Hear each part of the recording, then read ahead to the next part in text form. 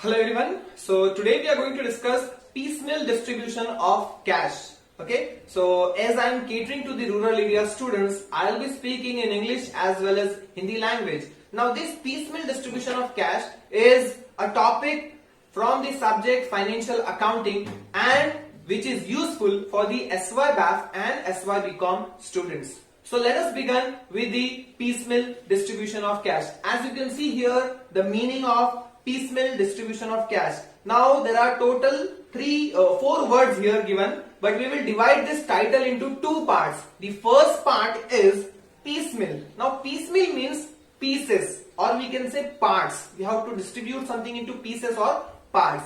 The second part of the title is distribution of cash. So here simple way we can say we have to distribute the cash. So if we combine this, if we denote it as a whole title, then that means distribution of cash into pieces. So we have to distribute the cash in parts. Okay. So that is nothing but the piecemeal distribution of cash. So here you can see the picture of the two partners, or a male and a female. They both were the partners, and you can see that the image is broken, or the company which you can see backside, that is broken. That means the firm has been dissolved, or we can say the partners have terminated their partnership. They have dissolved their partnership. So that is nothing but the meaning of dissolution of firm. Now, what is dissolution of firm? As we have already studied in 12th commerce, dissolution of firm means the partnership is terminated by the partners and the firm is dissolved. So this dissolution, why I am saying about the dissolution of firm? Because this dissolution of the firm is related to the chapter piecemeal distribution of cash. So जैसा कि आप देख सकते हो यहाँ पे dissolution of firm में दो पार्टनर या तीन पार्टनर, चार पार्टनर, जितने भी पार्टनर्स है वो लोग अगर टर्मिनेट कर देते हैं अपनी पार्टनरशिप या फिर फर्म को डिसॉल्व कर देते हैं, तो ऐसे समय में क्या होता है? तो इसका अगला स्टेप क्या हो जाता है कि जब फर्म डिसॉल्व होती है तो फर्म के अंदर आप देख सकते हो कि असेट्स भी होते हैं, लाइबिलिटीज भी होती है. तो असेट्स को बेचना होता है और लाइबिलिटीज का पेमेंट करना होता है. तो यही चैप्टर से रिलेटेड है. सो इसीलिए मैंने आपको डिसोल्यूशन ऑफ फर्म का मीनिंग बता दिया. तो चलिए आगे देखते हैं क्या दिया गया है यहाँ पे. सो जब भी फर्म डिसॉल्व होता है, जैसे कि आप देख सकते हो, फर्म जब भी डिसॉल्व होता है तो they have two things, asset as well as liabilities. So यहाँ पे क्या करना पड़ता है? सबसे पहला प्रायोरिटी है कि आपको लाइबिलिटीज का पेमेंट करना होता है. तो liabilities are paid off and assets are realised. Realise का मतलब है उसको बेच के उससे पैसा ले लेना, असेट को बेच देना और उससे जो पैसा मिलता है वो रख लेना है. तो यहाँ पे क्या हो जाता है? एक प्रॉपर स्टेप आ जाता है कि असेट को अगर हम लोग बेचते हैं, ठीक है, तो असेट अगर बेचते हैं तो असेट से जो भी पैसा जनरेट होता है वो पैसे को हम लोग कहां पे लगा देते हैं? लाइबिलिटीज के पेमेंट में. तो ये एक दिन का कोई प्रोसेस नहीं होता है कि जैसे कि मैंने फर्म, हम 4-5 पार्टनर्स हैं और हम 4-5 पार्टनर्स ने मिलकर फर्म को डिसॉल्व कर दिया. डिसॉल्व करने के बाद हमने क्या किया? सारे असेट्स एक दिन में नहीं बेचे जाएंगे. लॉजिकल सी बात है कि एक दिन में कोई भी ओल्ड असेट खरीदने नहीं आता है. ठीक है. सो यहां पे सिंपल सा मीनिंग दिया है, money comes from the sale of asset, you can see, और assets can be, money come from the sale of asset. Then you can see assets can be sold in any sequence. मतलब मेरे पास suppose land and building है, furniture है, plant and machinery, ये 3 assets है हमारे पास firm में और उसको बेचना है. तो मैं कोई भी असेट्स को कोई भी समय पे बेच सकता हूं. अगर जो भी पर्सन उसको खरीदने के लिए रेडी है, मैं उसको कोई भी असेट्स उसको दे सकता हूं. कोई इसका सीक्वेंस नहीं है. मैं लैंड एंड बिल्डिंग पहले बेच सकता हूं, या फिर मुझे लगा मुझे प्लांट एंड मशीनरी पहले बेचना है, तो I can sell it in any sequence और एनी ऑर्डर. बट लाइबिलिटीज का ऐसा नहीं होता है. लाइबिलिटीज के लिए हमें क्या करता है? लाइबिलिटीज का पेमेंट करना होता है, बट पेमेंट के साथ साथ हमें उसका एक सीक्वेंस होता है लाइबिलिटीज का, वो फॉलो करना होता है. तो चलिए देखते हैं आगे की स्लाइड में. ठीक है. सबसे यहां पे क्या होता है? How, what is piecemeal distribution of cash. यहां पे दिया है same way, when the firm dissolve, assets, liabilities, फिर से आपको बता देता हूं मैं, असेट्स है, लाइबिलिटीज दिया है, तो मैं असेट्स में यहां पे बेच रहा हूं फर्नीचर, मशीनरी, लैंड. ठीक है. तो ये मुझे क्या करना है? रियलाइज करना है. और ये रियलाइज होने के बाद मेरे पास क्या आ जाएगा? कैश आ जाएगा. कैश आने के बाद साथ ही साथ मुझे क्या करना है? लाइबिलिटीज में आप देख सकते हो यहां पे आपको दिया है loan, then creditors, then capital. तो यहाँ पे लोन भी दिया है, क्रेडिटर्स भी दिया है, कैपिटल। तो अगर मेरे यहाँ पे असेट रियलाइज होंगे कैश जनरेट होगा इस असेट से, तो ही मैं क्या कर पाऊंगा, लाइबिलिटीज का पेमेंट कर पाऊंगा। तो असेट्स कोई ऐसी चीज नहीं कि वो एक ही दिन में या 2 दिन में ही बिक जाएगा, उसको समय लगता है। उसके लिए अगर कोई सुटेबल पर्सन रहेगा उस असेट को खरीदने के लिए, तो हमें टाइम लगता है वो असेट को सेल करने में और उसको रियलाइज करने में। तो इसी तरीके से ये जो हम लोग लाइबिलिटीज को हम लोग क्या करते हैं, पार्ट पार्ट में पेमेंट करते हैं। मतलब जैसे ही प्लांट एंड मशीनरी सेल हो गया, मेरे पास पैसा आ गया, अब वो पैसे से मैंने क्या कर दिया, क्रेडिटर्स का पेमेंट कर दिया। देन मेरे पास कुछ पैसा लैंड एंड बिल्डिंग को सोल्ड करके आ गया, तो मैंने उसमें से कुछ पैसे क्रेडिटर्स के पेमेंट कर दिया। देन एट लास्ट मुझे यहाँ पे फर्नीचर मिल जाता है, तो फर्नीचर बेच दिया, फर्नीचर का पेमेंट मिल जाता है, तो फर्नीचर के पेमेंट से मैंने कैपिटल का पेमेंट किया। तो यहाँ पे क्या हो रहा है, कैश आ रहा है, उसको पार्ट पार्ट में हम लोग क्या कर रहे हैं, पेमेंट कर रहे हैं। तो इसी को बोलते हैं हम लोग piecemeal distribution of cash. Okay, so I hope आपको ये मतलब अच्छे से समझ गया होगा कि पीसमेल डिस्ट्रीब्यूशन ऑफ कैश क्या होता है और हमारा ये चैप्टर का पर्पस क्या है और हमें आगे किस तरीके से सम्स को सॉल्व करना है। तो चलिए देखते हैं आगे क्या दिया गया है। देखो, आप देख सकते हो, how piecemeal distribution of cash works. So जैसे कि यहाँ पे एग्जांपल दिया गया है, Batliwala enterprises firm dissolve in the month of January. ठीक है, सो बाटलीवाला एक एंटरप्राइजेस है और वो जनवरी मंथ में क्या कर दिया गया, इसको डिसॉल्व कर दिया गया। डिसॉल्व कर दिया गया और उसमें पार्टनर्स कौन से A, B and C, total 3 partners है यहाँ पे। ठीक है, सो उनकी लाइबिलिटीज यहाँ पे दी गई है। लाइबिलिटी में उनको टैक्स है 50,000 रुपीज, लोन दिया गया है 30,000 रुपीज, क्रेडिटर्स दिया गया है 20,000 रुपीज, देन कैपिटल दिया गया है 80,000 रुपीज। तो यहाँ पे ये बाटलीवाला एंटरप्राइजेस की लाइबिलिटी दी गई है। उसी तरीके से असेट्स भी दिए गए। तो अभी हमें क्या करना है, डिस्ट्रीब्यूशन करना है। अगर कैश का एक सिंपल एग्जांपल दो तो हमें पीसमेल डिस्ट्रीब्यूशन करना है। तो हम असेट्स को रियलाइज करेंगे, कैश जनरेट करेंगे, तो ही हम लोग ये सारी लाइबिलिटीज का पेमेंट कर सकते हैं। आप देख सकते हो कि सारी लाइबिलिटीज का हम लोग इसी तरीके से पेमेंट कर सकते हैं। तो अब हमारे पास असेट कौन से, तो सबसे पहला असेट है हम लोग का वो जनवरी मंथ में फर्नीचर रियलाइज हो गया और हमें कितना पैसा मिल गया, 50,000 रुपीज हमें फर्नीचर को रियलाइज करने से मिला। मतलब फर्नीचर को हम लोग ने, ओल्ड फर्नीचर को बेच दिया और हमें कितना पैसा आ गया, 50,000 रुपीज। तो इस 50,000 रुपीज से हम लोग क्या करेंगे, टैक्स को देख सकते हो आप, टैक्स का हम लोग क्या कर देंगे, पेमेंट कर देंगे। देन फरवरी मंथ में मशीनरी को हम लोग ने सोल्ड किया है और हमें 30,000 रुपीज क्या मिला है, कैश मिला है, कैश जनरेट हुआ है। अब इस 30,000 से हम लोग क्या कर देंगे, लोन का पेमेंट कर देंगे।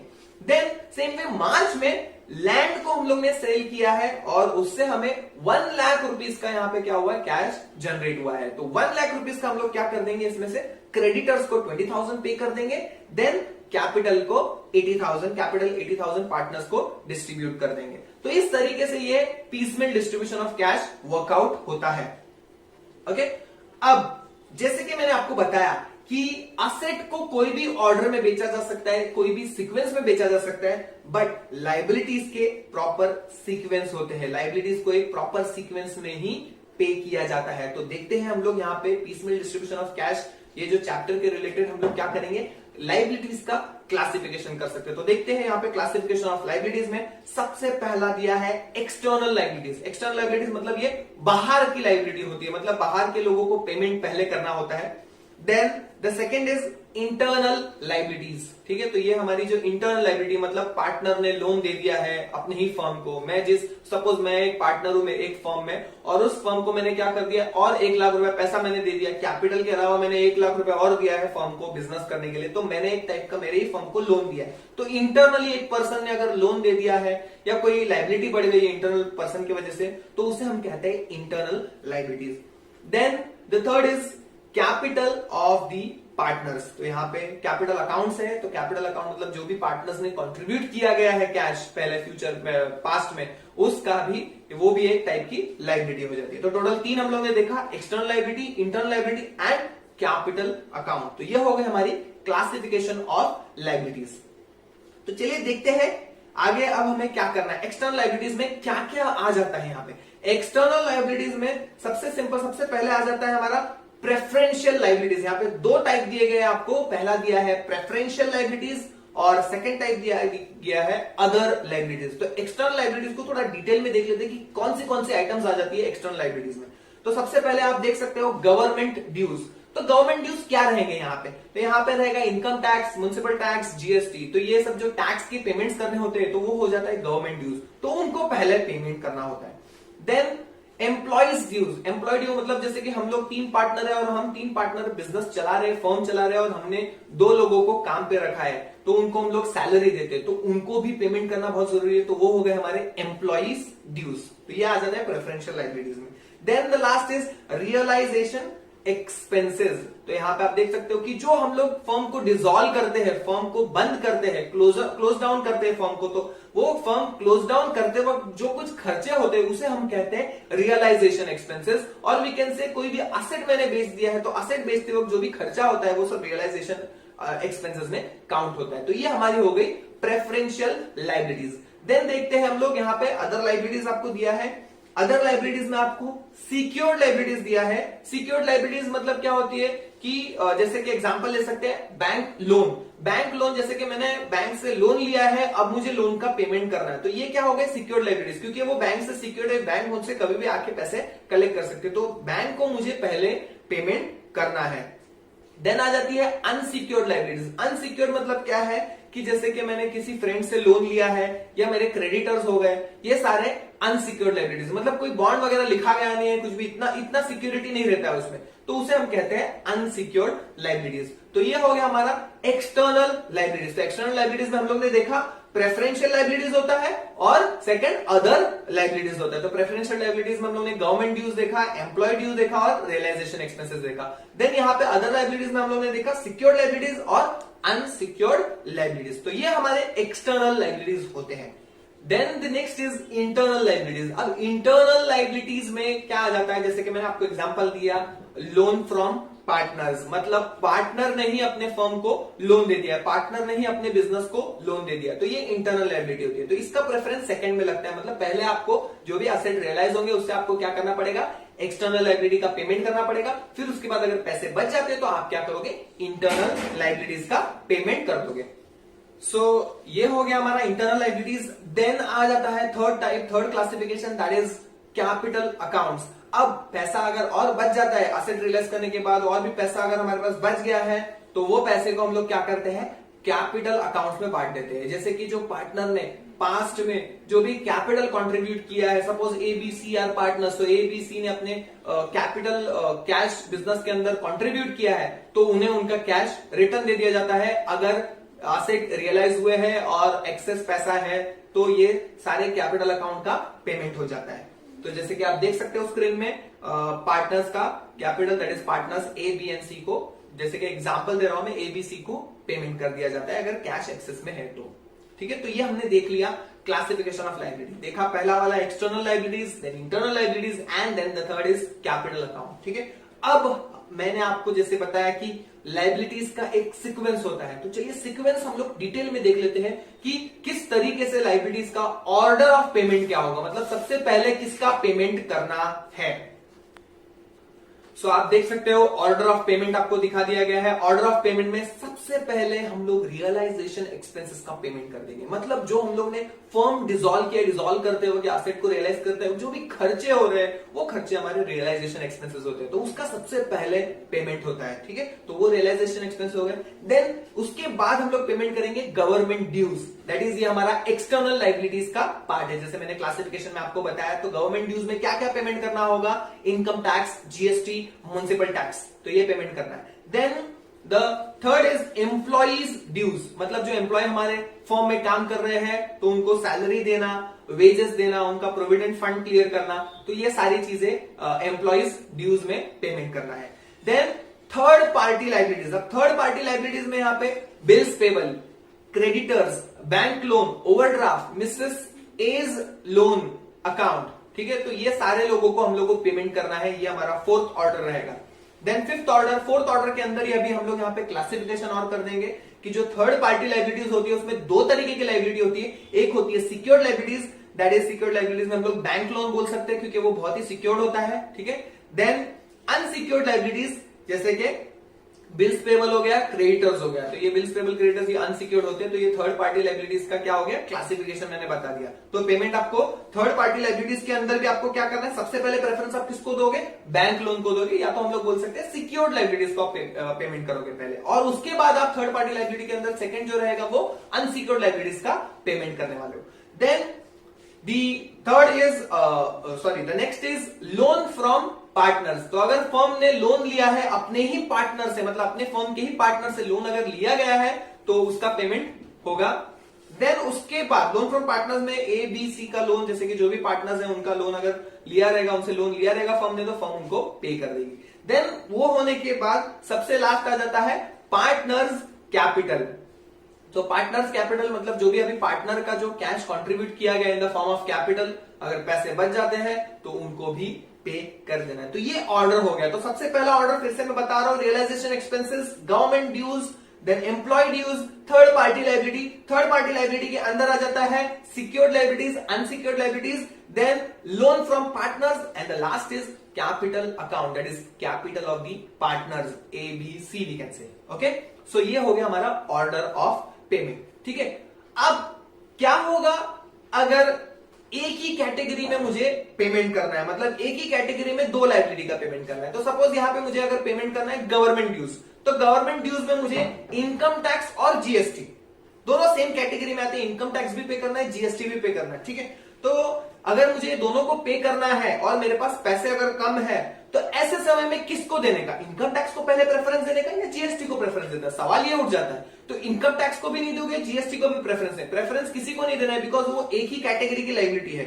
गवर्नमेंट ड्यूज में है, एक्सटर्नल लायबिलिटी है, उसको तो सबसे पहले पे करना है। तो इनकम टैक्स और जीएसटी दोनों को आप एक प्रो राटा बेसिस में, प्रो राटा बेसिस मतलब उनका जो रेशियो रहेगा पेमेंट का, उसके हिसाब से आपको पेमेंट करना है। तो देखते हैं हम लोग, एग्जांपल दिया गया यहाँ पे, when the payment is to be made of same category, that is example income tax and GST। तो यहाँ पे solution simple है, on the basis of pro rata। तो देख सकते हैं हम लोग example, suppose income tax is ₹3000 and GST is ₹2000। तो 3000 रुपया इनकम टैक्स का पेमेंट करना है, जीएसटी का 2000 करना है, और हमारे पास जो कैश है वो सिर्फ और सिर्फ 2500 रुपया। अब 2500 को कैसे बांटने का, 3000 इनकम टैक्स को देने का, 2500 इनकम टैक्स को देने का, या फिर जीएसटी का पूरा पेमेंट करने का। ठीक है, तो यहाँ पे क्या हो जाएगा, प्रो राटा बेसिस हो जाएगा। मतलब 2500 को हम लोग क्या कर देंगे, 3:2 के रेशियो में बांट देंगे। मतलब इनकम टैक्स को हम लोग दे देंगे 1500 और जीएसटी को हम लोग दे देंगे 1000 रुपीज। तो इस तरीके से प्रो राटा में हम लोग बांट सकते हैं। तो ये भी आपको सोल्यूशन मिल गया कि सर एक ही कैटेगरी की लायबिलिटी रहेगी तो आप प्रो राटा बेसिस से पेमेंट कर सकते हो। ठीक है, अब ये सारी लायबिलिटीज का प्रो राटा बेसिस से पेमेंट कर सकते हो।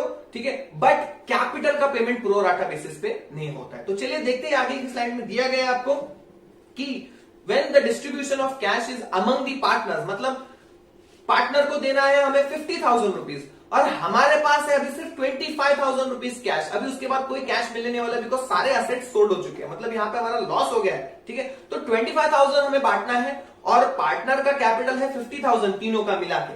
तो हमें किसको देना चाहिए, क्या हमें उनको प्रो राटा बेसिस पे देना चाहिए? नहीं, हम लोग प्रो राटा बेसिस पे नहीं दे सकते हैं। देन क्या हमें उनको प्रॉफिट शेयरिंग रेशियो में बांटना है? तो चलिए प्रॉफिट शेयरिंग रेशियो डिस्कस करते हैं। तो सपोज एक पार्टनर है, एक फर्म है, उसमें ए बी सी पार्टनर है, तो उनका रेशियो है 3:2:1, ऐसा रेशियो दिया गया। ठीक है, और यहाँ पे प्रॉफिट शेयरिंग रेशियो उनका 3:2:2, तो 3:2:1 में डिस्ट्रीब्यूट करना है, नहीं कर सकते हम लोग। देन क्या उनको कैपिटल रेशियो में बांटना है? कैपिटल रेशियो सपोज उनका 50,000 है, 30,000 है और 20,000 है, मतलब उनका कैपिटल जो है 5:3:2, तो 50,000, 30,000, 20,000, क्या इस रेशियो में बांटना है? नहीं कर सकते। हाँ, एक पॉसिबिलिटी है, मैं आपको बता सकता हूं, जैसे कि पार्टनर का कैपिटल है 30,000 ए का, बी का कैपिटल है 20,000, सी का कैपिटल है 10,000। तो यहाँ पे ए 30, बी 20 एंड सी इज 10,000। सो तीनों का 30,000, 20,000 और 10,000 कैपिटल है, और उनका जो रेशियो है वो 3:2:1, मतलब ए का 3, बी का 2 एंड सी का 1 है। तो यहाँ पे कैपिटल जो है वो प्रॉफिट शेयरिंग रेशियो की तरह ही है, सेम, मतलब capital ratio is equal to profit sharing ratio. If both the ratios are equal then you can do a payment. मतलब आप ये जो 25,000 कैश है उसको प्रॉफिट शेयरिंग रेशियो या कैपिटल, बिकॉज दोनों भी सेम रेशियो है तो उस रेशियो में आप बांट सकते हो।